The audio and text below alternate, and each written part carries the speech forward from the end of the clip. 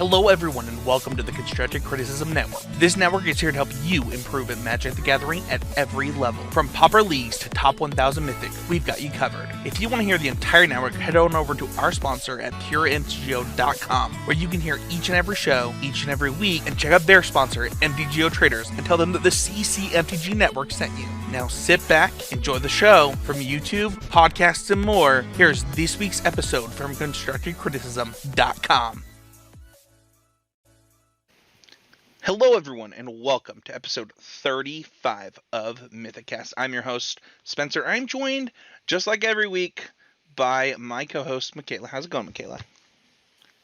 I'm doing well. How are you today? I'm doing really well. I'm really excited. I did not realize how much fun I would have with Kaladesh.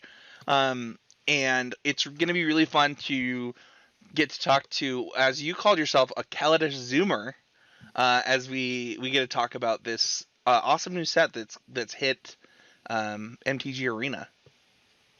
Yeah, I had to point out that I was a Zoomer here because I've been reading Twitter. I've seen some talk about Kaladesh, and people are all excited about these cards they've played before, and I'm like, I haven't even seen these cards before. Like, I just learned that Rogue Refiner was an uncommon that was banned in Standard. So. Oh my gosh. The most egregious ban in the history of Magic, in my opinion, happened in this. If you didn't know, Attune with Ether was banned in Standard, which is just Lay of the Land that gives you 2 energy. And that card was not deserving of a Standard ban. It's like a weird way to do things, but that's funny. Yeah, so today is our set review. It's funny because we've never done a set review on this show before, and I don't know that this will be the format that we do going forward. I'm sure that as you and I get to kind of talk about how we want these shows to look, one of the important things that I think for both of us in this show is that we're helping everybody who's trying to get Mythic, right? So today we're going to talk about cards in Limited. And we're going to talk about the set as how it applies to Constructed. And it's possible in the future, for a big set that we could break it up into 2 different set reviews, right? Like a limited set review, a Constructed set review, stuff like that. But, this set was contained in one space. It only impacts one format. So I figured we could do it this way. Did you did get the chance to draft? Have you gotten the chance to jump into any historic yet with these cards? No historic, because I had a busy week with Standard, actually. But yeah, I have had a chance to draft the set one time, so I've got my eyes on the cards, got a feel for how they play to some extent. One draft is not where I'm ready to be done exploring the format or Sure. come to any extremely strong stances, but it's given me an idea of where things Well, hopefully this podcast, I know that for me, like when I'm doing podcasts about sets that I haven't played before, doing shows like this where you get to talk about the cards in a limited sense actually really helps me in my future drafts, understand, okay, well, this is what my co-host is thinking. This is what I learned from doing that. And hopefully that can be the same for you and the people listening. Yeah, for sure. I at least hope that, something I'm saying in my thoughts is, something that leads to maybe, that leads to other thoughts in the format, or, hey, I thought this might be good, but then it turns out this is good, so this makes this less good. And just being able to evaluate and build. I think we were pretty aligned just from kind of looking at where you were at. So it sounds like you had a pretty good grasp of where things might lead right off the bat, and that's a pretty good sign. Before we get into the show, just want to mention our sponsor over at Pure MTGO. Check them out. Check out the rest of the Constructive Criticism Network over there. You can listen to Constructive Criticism, Homeward Path, this show, and then I do know that Common Knowledge is inviting guests on right now to look for a new co-host for our guy, Jess Guy Dad. So if you want to join Christian on that show, you love Pauper, you want to help people improve the game through Pauper, check that out. But check out the entire Constructive Criticism Network over there and at constructivecriticism.com. We have our Discord contest that we announced last week, Mikaela, and we have 2 trophy decks in there right now. I trophied with a Gruul deck, and then one of our listeners, Matt, went and trophied with Blue-White Cloudblazer. So we have a 2-way tie on the leaderboard. and it's gonna be fun. So if you get some Kaladesh drafts or some other trophy decks that you want to post in there and get some store credit to MTGO traders, don't forget to head on over to the Discord to check that out. The will every trophy is entry into kind of a raffle at the end of the month that we'll give somebody $20 store credit to there. And you gonna trophy this draft, Mikaela, or did you already Um, finish? I have my first draft. I have already finished. It was not a trophy. I probably could have played better in some spots. Not gonna lie, I probably could have drafted better. But I will take a 5-3 Oh, me being a too. zoomer and never having even seen these cards I before. mean, I think 5-3 is like you get your money back, you get a draft again. Mm-hmm. That's just like a good spot. Oh yeah, I'm all like 5-3. I'll take it. Exactly, I agree. I'm doing I agree. ranked, so I rank up. Like you mentioned, I get my money back, and It's the not too the much to complain about. yeah, that's the bread and butter draft. That's what you need. Let's go into our mythical set review. So the way this is gonna go, we're gonna go top commons each color for limited. Mikaela actually went above and beyond and is gonna give you her top uncommons, first impressions for each color. I'm just gonna go ahead and drop the what I think are just some of the best uncommons in the set for limited, and then we're going to talk about our top 3 cards for historic. Let's dive right in, Mikaela. I will go first and kind of give a brief description of these. I'm just going to go ahead and kind of say what some of these cards do as we through it. For white, I have my best common. I think that people typically have this card in their top 2. I I know that for me, I played some quite a few GPs at the time that the set was out, and I just remember this card being really important. So um, the card that I'm going to talk about is Dawn Feather Eagle. It is 4 and a white for a 3/3 flying bird. When it enters the battlefield, creatures you control get +1/+1 and gain vigilance until end of turn. So the thing is, you might be like, well, that seems like kind of a clunky card. But it's actually really important in this set because the ground gets super duper clogged with like a bunch of 1/1s. And whether you're playing red white or green white or black white, this card is probably less important in blue white. You, especially in like red white and black white, you are going really wide. And so Inspired Charge is pretty decent, but this is just like the way better version of Inspired Charge. It can also come down and crew a vehicle in response to this trigger going on the stack. Like this card does a lot in this, and you do have to have a balancing act of prioritizing enablers for this card and this card.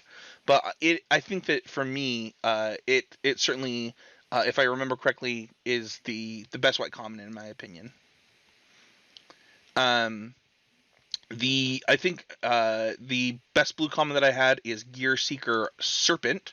Um, this card surprised me when the format first came out. I did not expect this card to be like up this high for me, but it is 5 blue for a 5/6 creature serpent.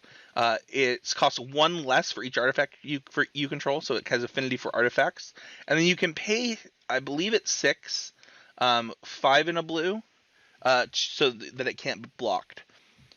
Oh my gosh! So first of all, this is actually pretty large for this format. There's a lot of 5/5s and 4/4s. The format's already big, and so having this card come down and be able to block and then also finish the game by making it so it can get through those large other creatures is really, really important. Have you gotten the chance to play with or against? Not yet. Probably haven't played with it unless you played Pauper, Mikaela. But did you get a chance to play against this yet? I have not. The card hadn't even initially caught my eye in the format, That but is exactly what happened to me the first time I played. The first time I played against this card, I was like, "Oh, I can't believe I lost to that clunker."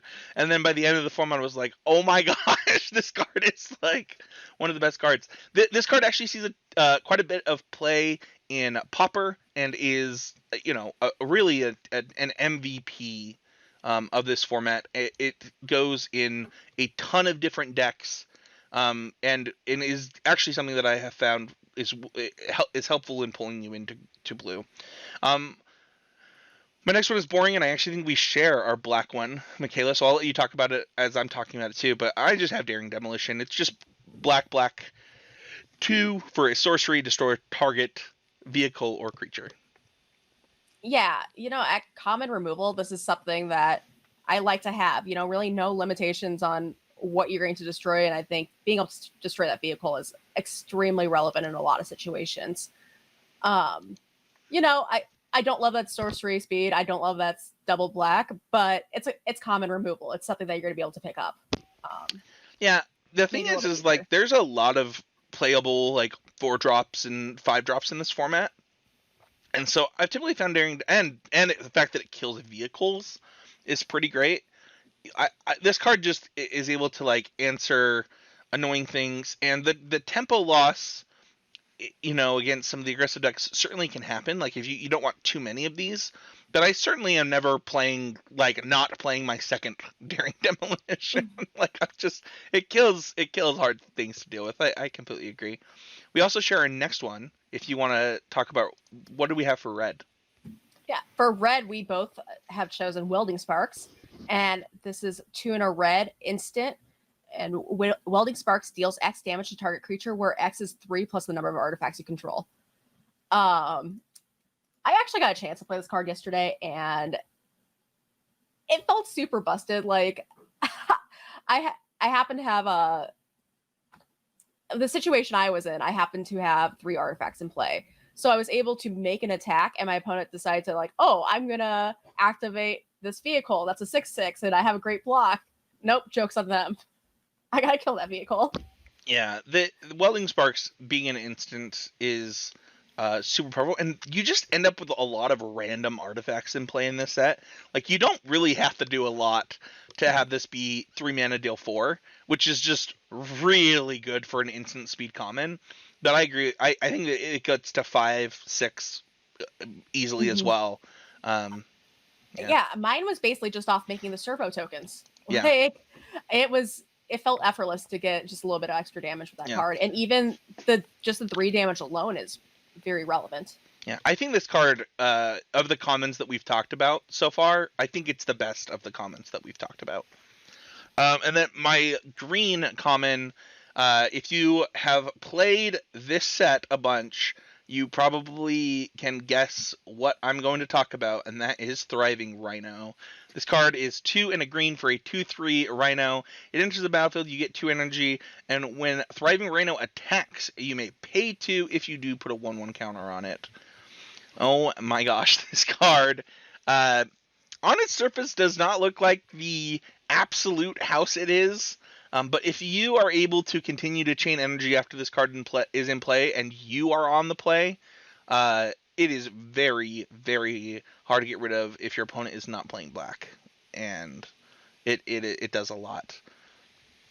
Um, so I would like to let you know that my very first pick one, pack one in Kaladesh was Thriving right now. Thriving Rhino. Yeah, the card is a lot. Like, I, the green creatures in this format are already big, and this card often somehow ends up being bigger than like Pima Outriders. It is a large creature. it was one of those things I wasn't sure it was like automatically just like the snap first pick in the pack, but I was like, this is my first time drafting. This is a card that seems just very initially strong and something that I'm going to understand how to draft correctly in my first draft, and I'm gonna recognize what to pair with it. I, So, I apologize. My headset went out there. Can you repeat what you just said? oh yeah, absolutely. So, I don't think in my choice of to take it was like it was automatically pick one, pack one, but especially for my situation where I was like, going into this pretty much completely new. I felt like it was a card that was going to be very easy for me to identify cards that would pair well with it, and Yeah. it was just very strong. Yeah. And yeah, it was surprising once you start putting some counters on it. It gets really out of blocking range for a lot of creatures fast. Yeah, absolutely. Especially on the play, like you have that moment where like you're already attacking with a 3/4, and they're just like, well, I can't block that. So, what did you have as your best white common to start with? Yeah, so my best white common that I had listed was Revoke Privileges, which is 2 and a white. It's an enchantment aura. and enchanted creatures can attack, block, or crew vehicles. Yeah, I think this So card's quite good. Yeah. yeah, I mean it's pacifism, but we see this effect in most limited formats, right? What I really like about this one is, since vehicles do seem quite important and very relevant, the fact that this can actually, stop your opponent's creatures from doing that. It's not like if I just played a pacifism, my opponent could just be like, okay, well, I just crew my vehicle, whatever. Um, It's especially relevant for like big creatures, right? Like if you're gonna spend 3 mana, you typically want it to be on like a 3/3 or higher. And when you think about, okay, well, what are they gonna do with this 3/3 if it's pacifies? Like the obvious answer is crew vehicle. So I agree with you. It's really nice that it gets rid of that. Yeah, and I know with like Zendikar Rising, one of the problems with Nahiri's Binding is, it doesn't turn off party. It doesn't quite, people still get a lot of the synergies that they need from the card. As opposed to this actually identifies some of the synergies in the format and takes that away, which is pretty cool. Your blue card, I think, is also, I mentioned how most people have Gearseeker Serpent as one of the top blue commons. I think that this is the other one that people identify as one of the top blue commons. Why don't you go ahead and read it? I chose Ether Sweeper, and it's 1 in a blue, and it's a creature, a 1/2 creature. It has flying. When it enters the battlefield, you get 2 energy. When it attacks, you may pay 2 energy if you do create a 1/1 colorless servo artifact creature token.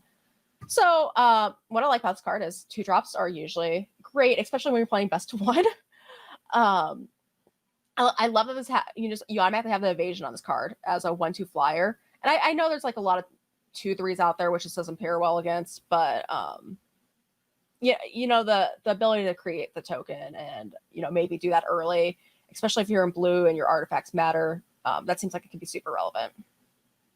Yeah, I do think that like when you look at the flyers in this set, I think this card can often, go do things pretty well. It's also an artificer, so it pairs with the goggles pretty easily. Like you can go turn 1 goggles, turn 2 this, and like already have a 2/4 flyer in the air on turn 2. And at that point, like you're just so far ahead. I'm a huge fan of this card. Also, it fits really well into the blue-red deck. It's basically everything you want for that deck. It also fits really well with the other blue common that we talked about, right? Like it coming down, making a servo, just makes it that much easier to play your Gearseeker Serpent. I think this card is quite good. Oh, for sure. Next up, I think all we have left is your green common. Hey, we get to go through I learned something else today. So I chose Attune with Either, and that's a green sorcery, and search your library for a basic land card, reveal it, put it into your hand, and then shuffle your library. You get 2 energy. Well, knowing that this card is banned in Standard now, which I did not know prior to approximately 30 minutes ago, apparently it did make an impact on Standard, which is usually promising for a limited card, depending. But what I like about this is just the ability to, there's a lot of gold cards in the format to be able to splash those. Maybe if you want to make a splash for removal, that seems really good. And then also you get the energy off that. So you're able to fix your mana, and you're also getting the energy to contribute to whatever cards you have that need energy. And it's all 1 mana. So it just seems like a lot of value on a card.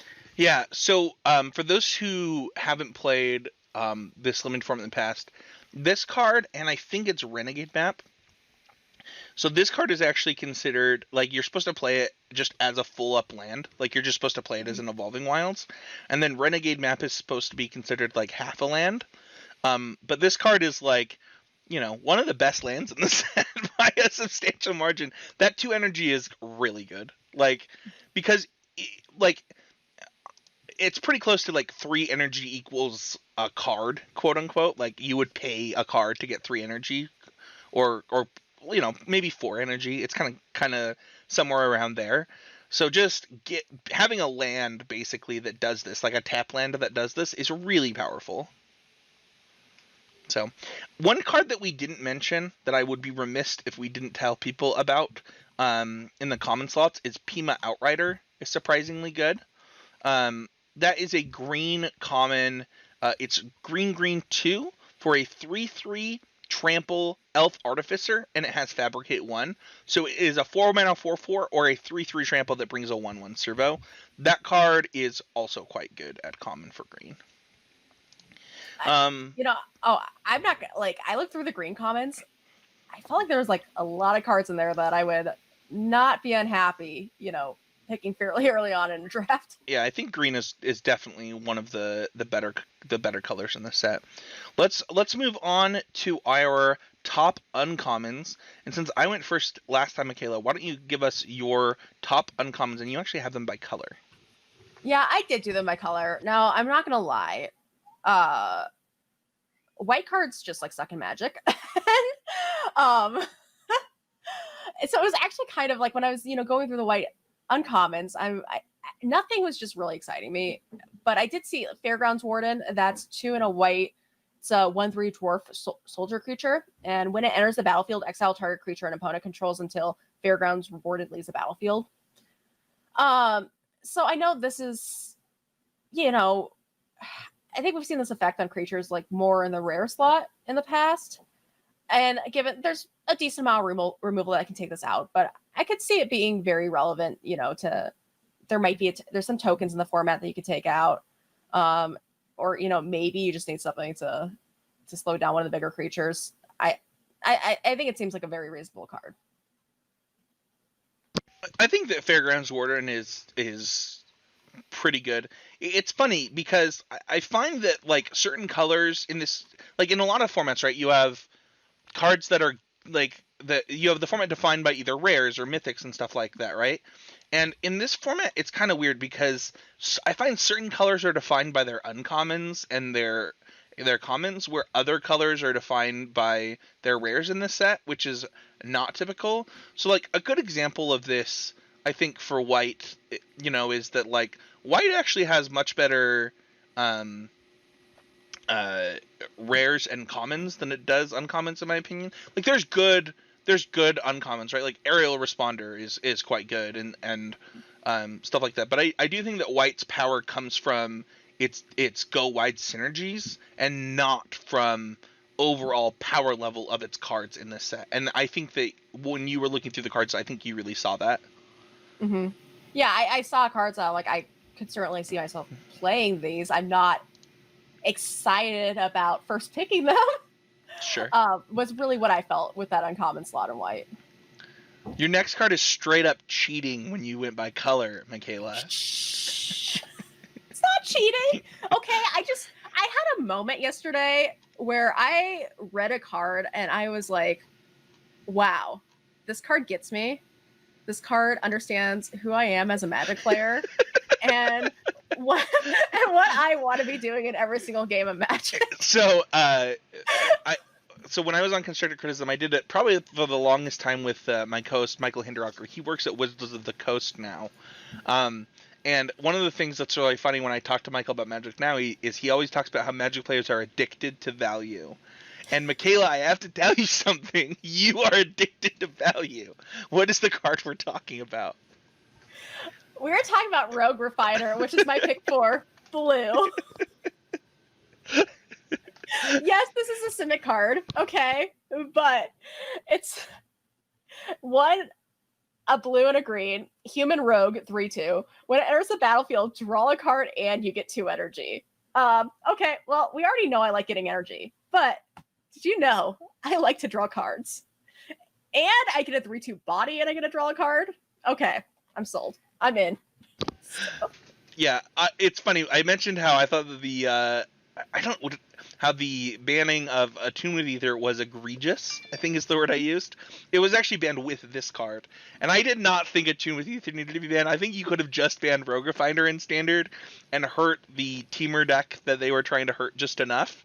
Yeah, this card is quite good. I approve of it being on the top uncommons list.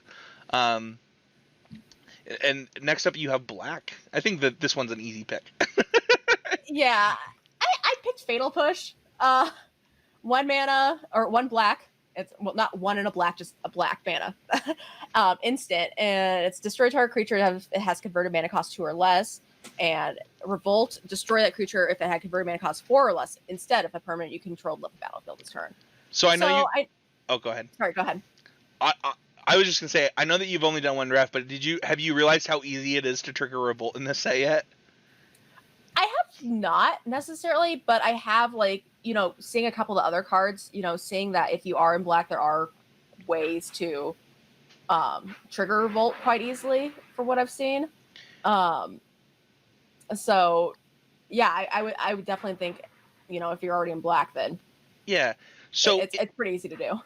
And like just the number of servos that are in this set, like you just get a like think of I guess like the way to think about it is like you get to attack with servos freely when you're in black because people have to worry about fatal push. Mm-hmm. And so and then also like renegade map sacrifices to search your library, like there's in a colorless card, so like there's quite a few ways to trigger it. This card definitely fit the bill in GB, and it kills Winding Constrictor if you're playing against another black deck, and that's really important. Yeah, one mana for a removal spell that is instant speed, and it's even without its like extra ability, is you have targets where I think it's something you always want to be taking. Awesome. What did you have for red? For red, I had Harnessed Lightning. It's 1 in a red instant. Choose target creature. You get 3 energy, and then you may pay any amount of energy. Harnessed Lightning deals that much damage to that creature. Yeah, I think this card is like easily the best red uncommon. It's crazy too, because like the fact that you get to keep the extra energy, like you can kill like an important X1 with this, have 2 energy left over, use that 2 energy. Like this card is nutso. I do have to admit, it's a card that I looked over initially. But after playing one time and then like going back and rereading the card, and just knowing how easy it is to have that energy, I think it's a red removal spell that kind of has a lot more reach than what you normally see in red. Yeah, I would say that this was one of the very best cards in Standard in its time in Standard 2. It is quite good. And what do you want more than? I mean, it's a lightning strike for creatures that if you have energy extra. I mean, also the other thing is pretty often you'll find yourself with like an extra energy lying around. I don't know if you noticed that, or like you'll get a random energy left over from something, and you can't use it because things cost 2 to use, or 3 to use, or 5 to use. So you just have it sitting there, and so then Harness Lightning can pick up that energy to take out a bigger creature also. Mm-hmm. Yeah, it just seems solid. Yep. The next one is one that I have on my list of best uncommons in the set by like a substantial margin. Why don't you go ahead and talk about that one? It might actually just be the best uncommon in the set for what it's worth. Yeah, so this is Rich Skill Tusker. It's 3 and 2 green. Pangolin Beast, 5/5. When it enters the battlefield, put a +1/+1 counter on each other creature you control. Now, did I see that there's a Mythic that is almost like okay? Yes, you did. So the card that you're talking about is Virtus Gearhulk. That card is 3 green for a 4/4 trample. When it enters the battlefield, distribute 4 counters among creatures you control. So that was a very common joke with Rich Skill Tusker, that you played Virtus Gearhulk. And the thing is there was actually a standard deck with actually, I think this might actually be a Pioneer deck. I don't know if people still play it, but like with Winding Constrictor also. So like it's a Winding Constrictor Walking Ballista deck. And the thing is that both Rich Skill Tusker and Winding Constrictor are in this set. And let me tell you, nothing gets a concession faster from your opponent in Limited than having a Winding Constrictor in play and playing a Rich Skill Tusker. They're just like, yeah, we're done. We're so done. I actually played a GP of this set where I had Rich Skill Tusker, Winding Constrictor, the 3-mana one, Rishkar, and Walking Ballista in my deck. this card just completely warps the battlefield, especially like if you are playing a deck with like, I mean, it's obviously good in the black green deck, but like even in the green white deck where you're playing all of those servos with those white cards that we talked about, this card is nutso. Yeah, it seems like a no-brainer to me. Like, it's also like it's a 5/5. Yeah, why is it a 5? I mean, I guess I could like put together a situation where this card's bad, but or like actually no. Like even if I'm like just drawing off the top of my deck after the board's been cleared, like I'm still just playing a 5/5. Yeah, it's nutso. I'll go ahead and talk about mine real quick. My first one is Long Tusk Cub. We kind of talked about Thriving Rhino, but if you want the busted version of Thriving Rhino and you're on the play, Long Tusk Cub is a green and 1 for a 2/2. It's a kitty, so it's good. And when it deals combat damage to a player, you get 2 energy, and you may pay 2 energy to put a 1/1 counter on it. And let me tell you, the number of times where I go turn 2 Long Tusk Cub, turn 3 Thriving Rhino, make Long Tusk Cub bigger, attack, and just you get the instant concession because they're like, well, like if I block this, I'm losing my creature, and then they still have a 3/3 Long Tusk Cub and a Thriving Rhino. This card is this set is full of a lot of what I would call choo-choo trains. The train that's going. I want to talk about another one that kind of falls in line with this, and that's Untethered Express. Did you get to play against this card yet? No. Oh, you will not enjoy it. It is not a fun experience. Can I interrupt? Yes. Why is it crew 1? I don't know. That's the first thing that I see with this card. Why is it crew 1? Yeah. So Untethered Express is 4 mana for a 4/4 vehicle. Trample.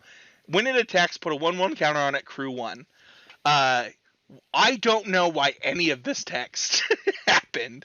But my first draft in this set was in fact Untethered Express, and I won every game that I played it because obviously I did, because the card is completely busted. Yeah, this set, like, you think about Thriving Rhino, you think about Long Tusk Cub, you think about this card. It's just a bunch of cards that like really get out of hand. You're just like, what am I even supposed to do? And Untethered Express, along with those cards, I think kind of fit into that category. I don't really have a lot to say other than this is. I think that this is one that you should not be passing pack 1, pick 1 very often. 1, because it's colorless, and 2, because it's completely busted.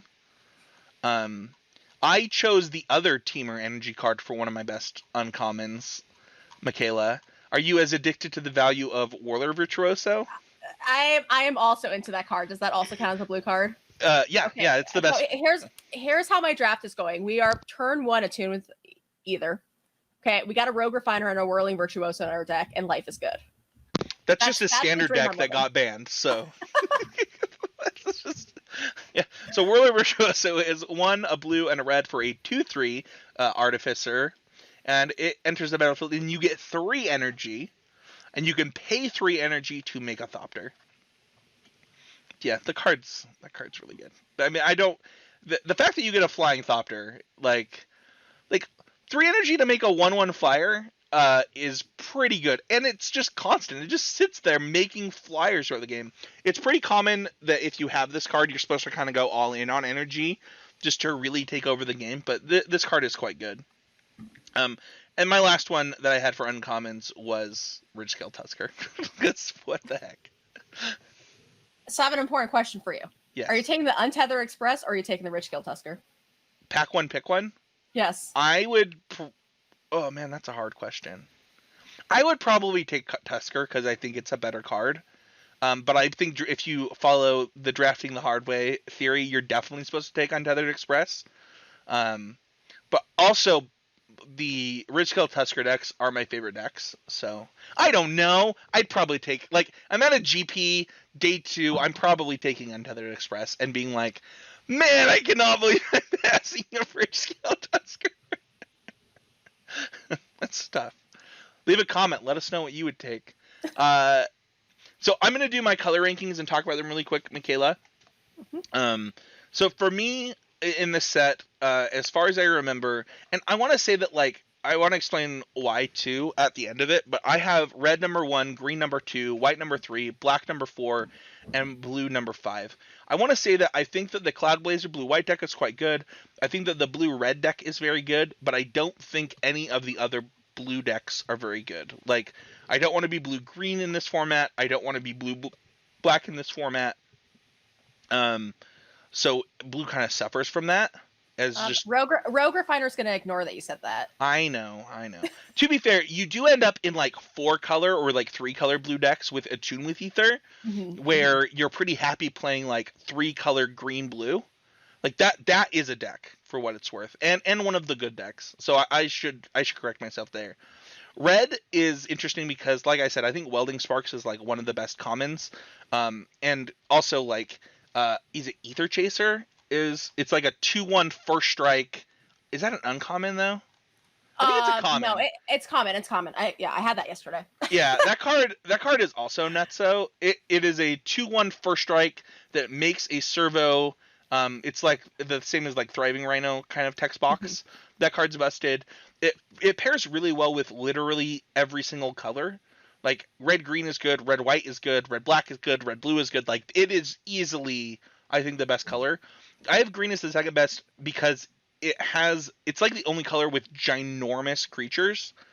And so if you can get them, and it just happens to be good with white and red. So it fits really well in there.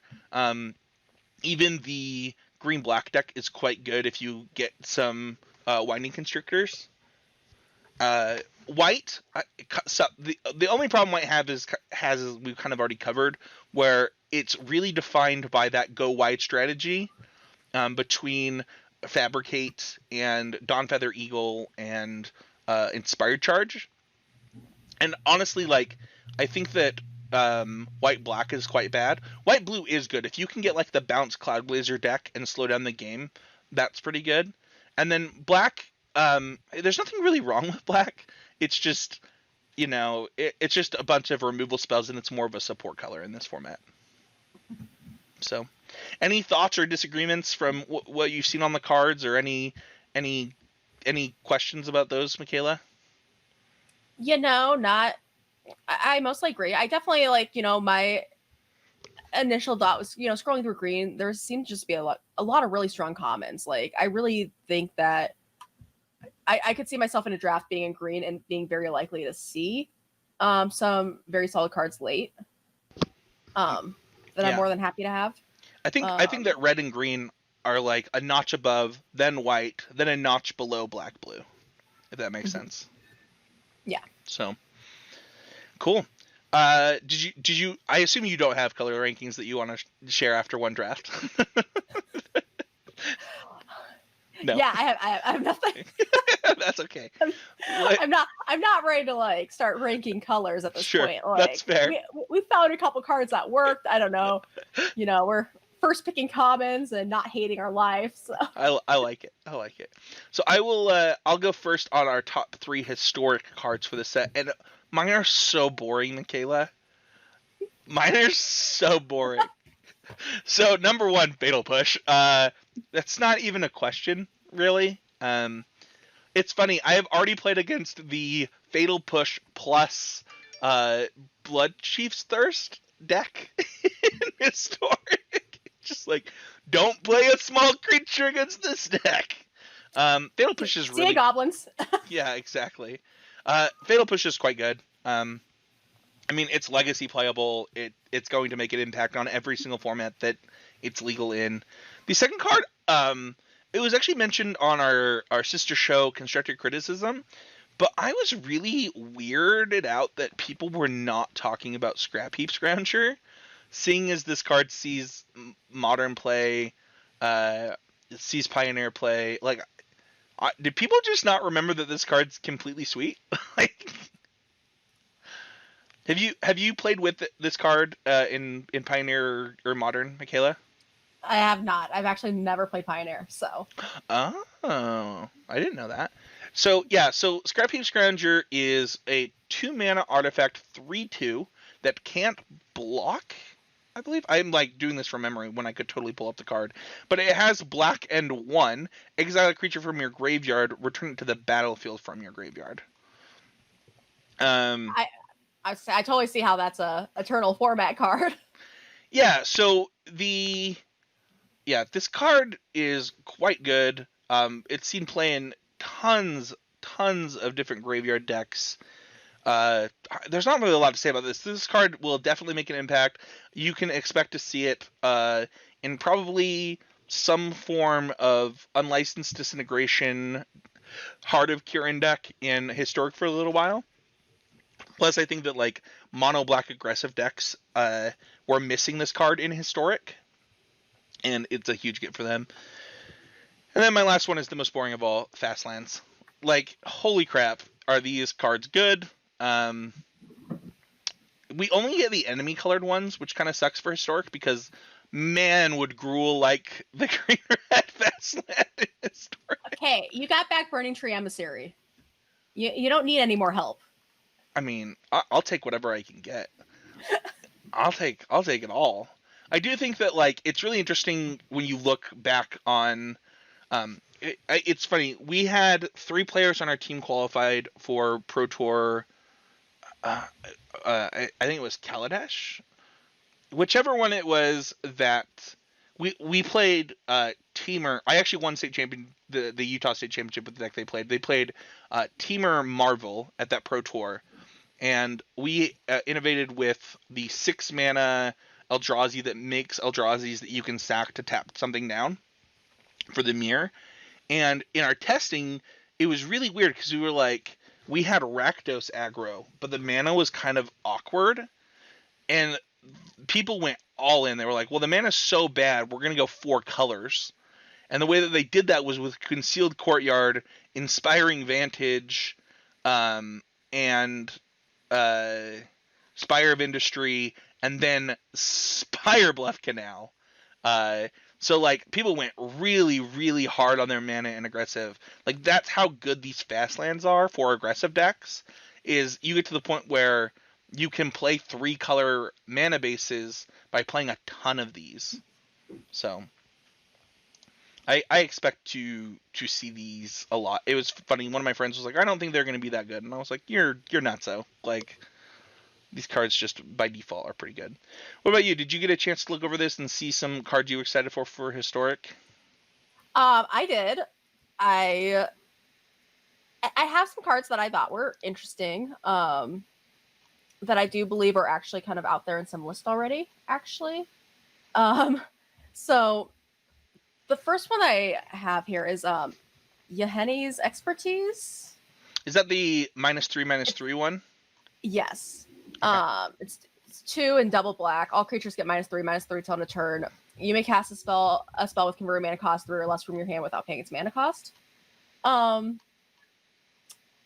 don't know how crazy powerful this is, but I certainly see. I'm also not super familiar with how prevalent like decks like goblins or other decks that just want to swarm the board with small creatures are. But I could see this being a reasonable card versus those types of decks. And also depending on the build of your deck, like that being able to play something that costs 3 or less could be very relevant. Sure. One card that I didn't talk about as I'm looking through this that I'm actually already playing is Karizev's Skyship Raider. That card is 1 in a red. It's a 1/3 first strike menace. Whenever it's a human pirate, and when it attacks, you get a 2/1 monkey. So the card's already playable because it makes a monkey. The monkey does exile itself. It leaves. It runs away. But I'm an idiot, and I was texting my friend Mason, and he was talking about this card in Gruul, and I was like, well, I don't like it because it doesn't grow. It doesn't grow Pelt Collector, and the monkey grows Pelt Collector, and you can actually play the Pelt Collector after this card, and because it makes the 2/1 on attacks, it'll grow the Pelt Collector later, so you can play like a turn 3 one that you draw. This card is quite good. I think it will actually help both mono red and Gruul. Any other cards that you noticed, Mikaela? I saw Chandra Torch of Defiance. Yeah, that card's. it when this card was spoiled, it was I think only the second or third planeswalker ever with 4 abilities. Um, yeah, this card's quite good. Have you gotten to play with or against this card in any of the formats you played in the past? I don't think so. I'm not sure. Nobody plays it in Modern, right? That's not a thing. No, it has seen play in Has Modern. Yeah. okay. I was gonna say maybe I've seen it in Modern, but I haven't played a whole lot of Modern. Yeah, So it's I think it is like the Jason the Mind Sculptor of the mono red prison deck. okay. And I would describe this card as the red Jace the Mind Sculptor. Like, it actually does a lot. The 2 mana that it makes is quite good. The exile, the draw card is really good. The fact that, like, if you don't play the card, it deals them damage on that plus ability is actually nutso. Because it means that, Mhm. like, you're plussing it to deal them damage while they have to pressure it, because if they don't pressure it, they're going to die to the ultimate anyway. It also protects itself by, like, I mean, this card just does it all. The card is completely nuts. Yeah, it just seems lots of tools, and can it just kind of seems like it can be good no matter like what situation you're in the game. Yeah, I completely agree. Um, the thing that I will say as people prepare for this is I do not think that this set will be as impactful to historic as what was the set we just got? Amonkhet? Amonkhet was. And the reason for that is because energy is such a parasitic mechanic, and most of the great cards in this set care about energy. So like you're kind of looking at like the fabricate cards or the artifact manners cards, and Saram. You know, if you want to Saram people, then you should be ashamed of yourself. But yeah, I think that this set is going to be a little bit less impactful. And as I say that, I'm sure somebody will leave a comment here in 6 months and tell me that I'm wrong. Well, I guess that kind of leads into my last card that I have here for impacting historic is that I could see Either Works Marvel being impactful. Yes, absolutely. It's And I've heard, go ahead. I've heard this card name like I'd say this is probably the most familiar I am with this set because I've heard this card name floating around. I didn't really know what it was, but people have said things about it, right? Yeah, I think that this card does interesting things to a format where if it's too good, it's not fun, and if it's I don't know. I'm trying to decide. I've played against this card a lot because I've been playing almost entirely historic, and I don't actually know if the Marvel decks are good yet, but I do know that people are playing them. And the fact that we already have Ulamog is pretty good. The Gear Hulks are in this set, and they are great things to hit. There's a lot that you can do with this card. Uh, Man, I obviously am biased as well about how much I love this card. I got to win a state championship with this card, but I don't know. I think that the green flip land turn timber symbios, is that the name of it? It's 7 mana. Look at the top 7. Put a creature into play. It gets 2/1/1 counters. The fact that you can play 4 of those as lands in your deck, hit them, and basically get a free wheel on your Aetherworks Marvel, I do actually think makes this card substantially better in this format. Yeah. My biggest concern with the card is maybe it's too slow for historic. But it's a super powerful card where essentially it feels like a free spell that you're casting off of it, right? Yeah, I think that. Go ahead. Sorry. Oh yeah, just since you're using energy, you kind of have this additional resource in addition to your normal mana or whatever else would be contributing to playing cards in the deck. Yeah, I think that my concern is not so much Marvel, but around the pieces around it. Like, I think that if you kind of think about, some of the cards that you have to play alongside it, like, don't get me wrong, I love Servant of the Conduit, but I am not excited about playing a 2 mana 2/2 that just makes 2 energy and probably dies and I don't get to use later. Attune with Ether, not as rough, and your friendly neighborhood rogue refiner is also, I'm not unhappy playing a rogue refiner. I think it's just the kind of the surrounding cards that worry me. You do get harness lightning though if you play Teamer, and that's kind of cool. So cool. I don't have any others to talk about. I kind of was interrupting you during yours because I was like remembering more cards I wanted to talk about. So sorry about that. Anything you want to add before we wrap up, Mikaela? No, but I am like I'm very excited to draft the set and explore it more, and see what I learned, and maybe see how good or bad my initial takes are from my standpoint of I haven't I haven't looked at this stuff before, and energy looks like a completely out there concept to me that doesn't belong in Magic. I once said on a podcast that during a set review that I did not think Hogak would see play. So I promise you, whatever you say on this show will not go down as bad as as bad as that. With that being said, if you liked this episode and you're listening over on YouTube, please hit that like button. It actually helps out the show quite a bit, and it's greatly appreciated. And smash that subscribe button while you're doing it. If you're subscribed on a podcast platform, if you are able to, and leave us a review, it actually helps others find the show. And one of the things that was recently messaged to me was, I saw that you're back into Magic. How can I help? Like, how can I help your, I've loved your podcast in the past. How can I help, you grow again? And the number one thing that you can do is just share it with your friends. If you're enjoying it, if it's helping you improve at Magic, just share. Like, no need for donations of any kind at this point or anything like that. Like, we are just trying to help people improve at Magic, and if it's doing that for you and you get the opportunity to share that with somebody else, that would be greatly helpful. Mikaela, if people want to find you, where can they do so? I'm on Twitter and Twitch at Mythic Mikaela. I also have a YouTube too, where you can search Mythic Mikaela. YouTube's kind of weird with those URLs, or a little more difficult to find. Awesome. You can find me at Spencer13H. You can on Twitter.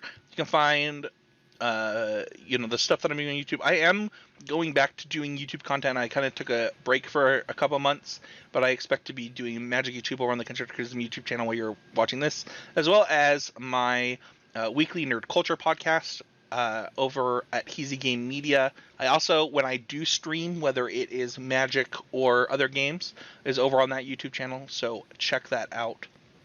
And Mikaela, thank you for a really fun episode this week. I had a really good time. Yeah, thank you. Thank you for continuing to allow me on as a co-host. Well, thank you everybody so much for listening, and we'll see you guys all next week with a brand new episode of Arena Mythicast.